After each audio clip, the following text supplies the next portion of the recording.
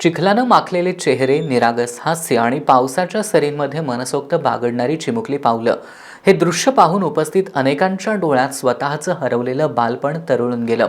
निमित्त होतं राधानगरी तालुक्यातील मानबेटपैकी चौके इथल्या न्यू इंग्लिश स्कूलच्या मैदानावर आयोजित चिखल महोत्सवाचं.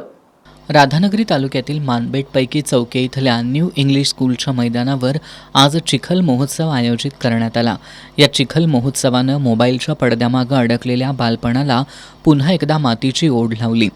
हा महोत्सव केवळ खेळांचा नव्हता, तर मातीशी नाळ जोडणारा, निसर्गावर प्रेम करायला शिकवणारा आणि संस्कारांची बीजं रुजवणारा उपक्रम ठरला.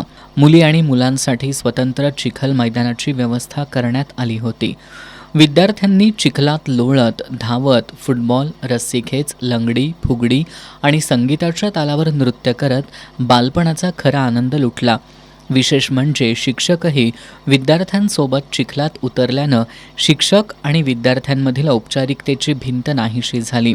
मुख्याध्यापक शशिकांत खडके यांच्या संकल्पनेतून हा उपक्रम राबवण्यात आला असून माजी विद्यार्थी, पालक, ग्रामस्थ आणि नागरिकांनीही मोठ्या संख्येनं उपस्थित राहून या उपक्रमाला उत्स्फूर्त प्रतिसाद दिला.